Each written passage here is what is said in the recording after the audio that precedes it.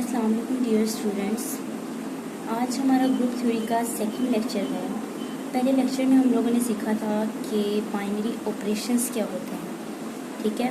तो आज हम सीखेंगे कि ग्रुप क्या होता है, व्हाट इज़ ग्रुप। तो सबसे पहले मैं इसकी डेफिनेशन लिखती हूँ कि हम कहते हैं अ non empty set, non empty set is said to be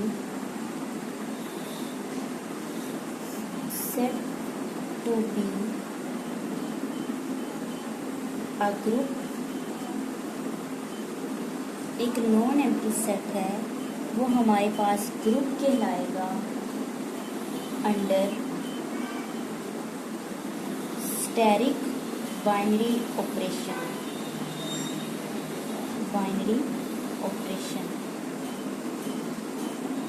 static में आप लोगों को क्लियर कर चुके हैं अपने पहले लेक्चर में।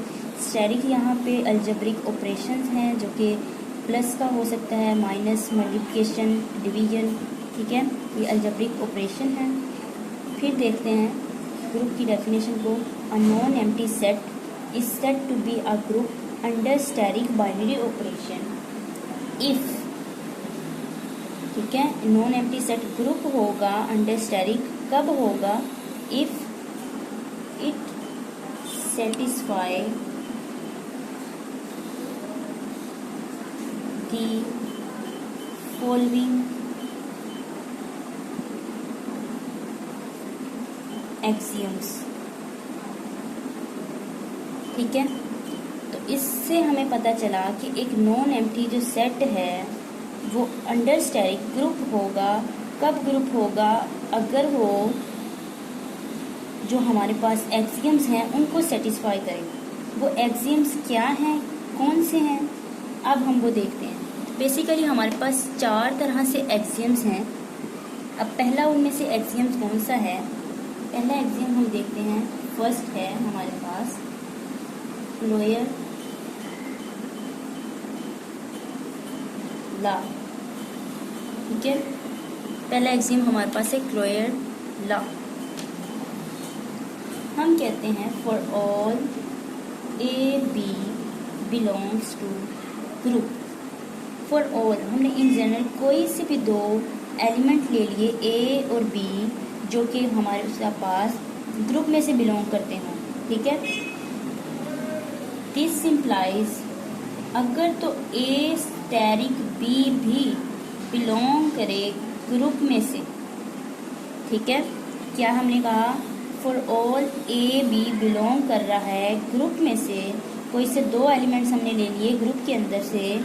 तो अगर उन 2 एलिमेंट्स को थ्रू स्टैटिक कंबाइन किया जाए, इन जनरल बात की जा रही है ना, यहाँ पे स्टैटिक ऑपरेशन यूज़ किया मैंने। ए और बी, ए स्टैटिक बी भी, ठीक है, उनकी कंपोजिशन भी ग्रुप में लाई करे तो हम कहते हैं it is closed under static. For example, इसकी मैं आपको रफ पे साइड पे एग्जांपल देती हूँ। हमने नेचुरल नंबर की बात की थी, चलो यहाँ पे भी नेचुरल नंबर्स ही ले लेते हैं। हमने जैसे अपने पिछले लेक्चर में बात की कि हम नेचुरल कोई से 2 नंबर ले लेते हैं। ए हमने ले लिया 2 और बी हमने ले लिया 4, ठीक है। अगर हम इनको चलें एडिशन की बात कर लेते हैं। हम यहाँ पे जो है ऑपरेशन हम प्लस का यूज़ कर लेते हैं। अगर ए प्लस बी करें, 2 प्लस 4 करें तो 6 आता है। तो 6 भी तो एक नेचुरल नंबर है। तो यहाँ पे सेम वही चीज़ अप्लाई की हुई है। उन लोगों ने कहा है कि कोई से 2 एलिमेंट्स अगर हमने लिए ग्रुप में से और उनको थ्रू बाइनरी ऑपरेशन उनको कंबाइन किया गया तो हमने देखा वो उनकी कंपोजिशन भी ग्रुप में लाई करती है, तो हम कहेंगे it is close under static. मतलब कि हमारी जो क्लोयर प्रॉपर्टी थी, क्लोयर लॉ था हमारे पास, वो सेटिस्फाई है। ठीक हो गया। अब हम चलते हैं अपने दूसरे एक्सियम की तरफ। एक्सियम 2 में हमारे पास है एसोसिएटिव लॉ। एसोसिएटिव लॉ, ठीक है। एसोसिएटिव लॉ में हम कह देते हैं for all A B C, हमने कोई से 3 एलिमेंट ले लिए जो ग्रुप में से बिलोंग करते हैं, तो दिस इम्प्लाइज, हम कह रहे हैं ए स्टेरिक बी स्टेरिक सी इक्वल रहता है ए स्टेरिक बी स्टेरिक सी के।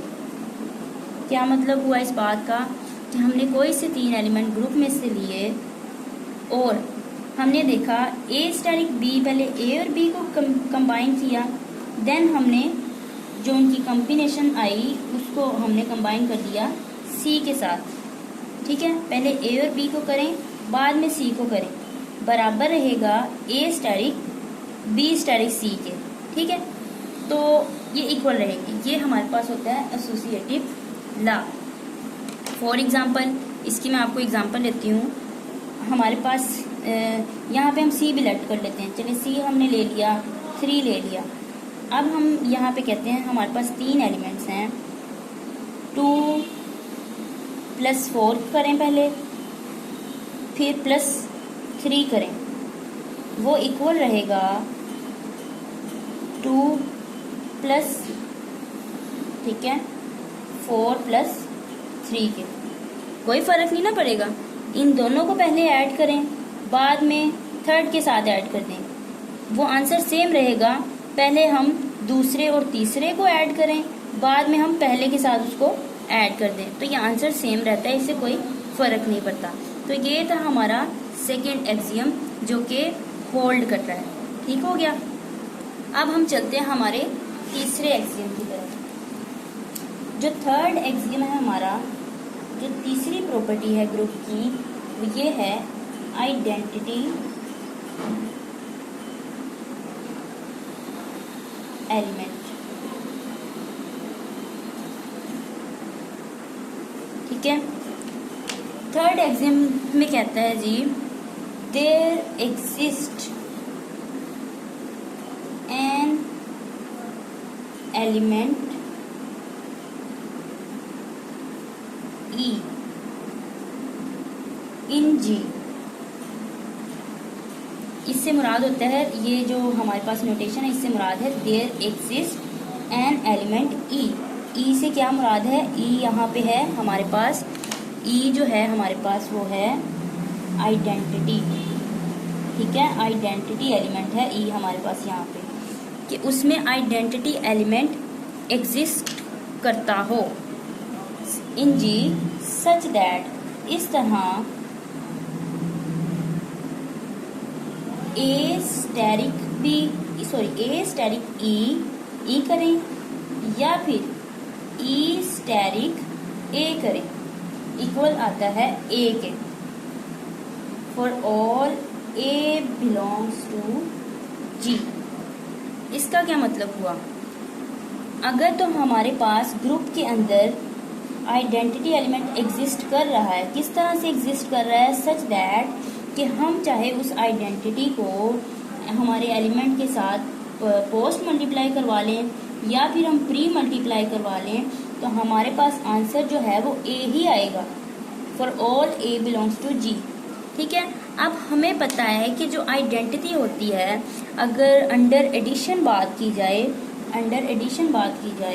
रफ फॉर्मेट में ये समझाने के लिए करती हूँ आपको, अंडर एडिशन जो हमारे पास आइडेंटिटी होती है वो 0 होती है, क्योंकि 0 में किसी भी चीज़ को ऐड सब्ट्रैक्ट करो कोई फ़र्क नहीं पड़ेगा।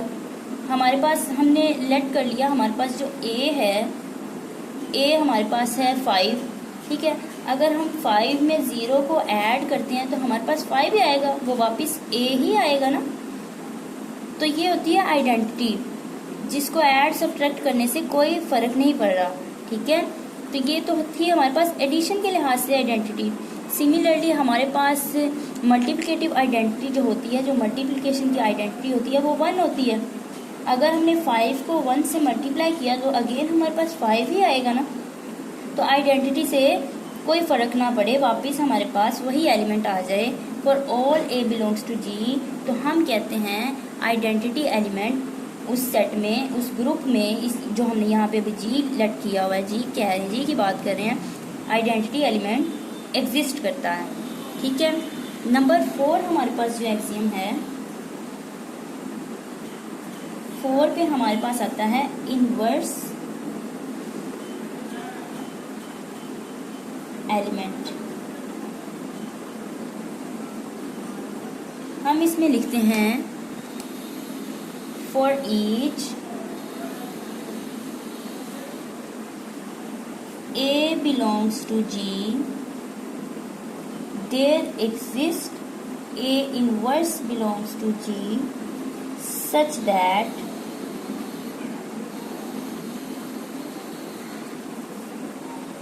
ए asterisk A inverse equals to a inverse asterisk a is equal to e. क्या मतलब हुआ इस बात का कि हमने देखा अगर हमने कोई सा एक एलिमेंट लिया ए ग्रुप में से, तो वहाँ लाजमी तौर पर, अगर तो वो ग्रुप का एलिमेंट है ए, अगर ग्रुप का है तो लाजमी तौर पर उसमें एग्जिस्ट करेगा उसका इनवर्स भी। अगर उसका इनवर्स एग्जिस्ट कर रहा है, किस तरह से एग्जिस्ट कर रहा है, such that A asterisk A inverse बराबर रहता है ए इनवर्स स्टेरिक ए। चाहे तो उस इनवर्स को अपने एलिमेंट से आप पोस्ट मल्टीप्लाई करवाएं या प्री मल्टीप्लाई करवाएं, तो हमारे पास जो हमें हासिल होगा वो आइडेंटिटी ही आएगी। अब इस बात का क्या मतलब, हम रफ में इसका देखते हैं कि हमें पता है मल्टीप्लिकेशन के एडिशन के लिहाज से पहले बात कर लेते हैं। हमारे पास ए जो है कोई सा एलिमेंट है 2, ठीक है। तो ए इस अगर हम एडिशन के लिहाज से बात करें कि हमें आइडेंटिटी किस तरह से हासिल होगी, हमें पता है एडिशन के लिहाज से आइडेंटिटी तो 0 होती है। तो अगर ए में 2 इस 2 में ऐसी क्या चीज़ ऐड करें जो हमारे पास हम आइडेंटिटी आ जाए, -2 ही करेंगे ना, -2 करेंगे तो ही आइडेंटिटी आएगा। तो यही वो चीज़ कह रहा है कि अगर एक एलिमेंट है 2 हमारे पास एक ग्रुप में से एलिमेंट है, तो लाजमी तौर पे उसका इन्वर्स भी उसमें होगा। एडिशन के लिहाज से जो +2 है उसका इन्वर्स -2 होगा, ठीक है। तो ये हमारे पास इनको सम अप करने से आइडेंटिटी आए। सिमिलरली अगर हम प्रोडक्ट के लिहाज से बात करें, मल्टीप्लिकेशन के लिहाज से बात करें, तो 2 का जो मल्टीप्लिकेटिव इन्वर्स है वो 1/2 होगा। 1/2 करने से ही हमारे पास आइडेंटिटी आती है, क्योंकि मल्टीप्लिकेशन की आइडेंटिटी तो हमारे पास 1 होती है, ठीक है। तो ये कहने का मतलब है। तो हमने देखा ये 4 एक्सियम्स हमने पढ़ लिए, ठीक है। अगर तो ये 4 एक्सियम्स होल्ड करते हैं, सेटिस्फाई करते हैं, तो हम कहेंगे then it is called group. और इसको डिनोट कैसे करते हैं, and it is written as group under asterisk. इसको बाइनरी ऑपरेशन से डिनोट करते हैं। इसको पढ़ना कैसे है, group under asterisk. In general हमने डेफिनेशन लिखी, इन जनरल हम बात कर रहे हैं तो हमने अलजेब्रिक ऑपरेशन स्टेरिक यूज़ किया है। तो स्टूडेंट्स ये थी हमारी ग्रुप की डेफिनेशन। इंशाल्लाह हम अपनी नेक्स्ट वीडियो में आप ग्रुप के क्या होता है ये तो पढ़ लिया, इसकी एग्जांपल सीखेंगे और कुछ जनरलाइज इसकी फॉर्म और सीखेंगे, इसमें और क्या क्या चीज़ें होती हैं। तो इंशाल्लाह हम अपने नेक्स्ट वीडियो में मिलेंगे। तो आपको अगर स्टूडेंट्स मेरी वीडियो अच्छी लगे, आप चाहते हैं कि इस तरह की मैं आप लोगों के लिए और मज़ीद वीडियोस बनाऊं, तो मेरे चैनल को लाइक और सब्सक्राइब ज़रूर कीजिएगा। अल्लाह हाफ़िज़।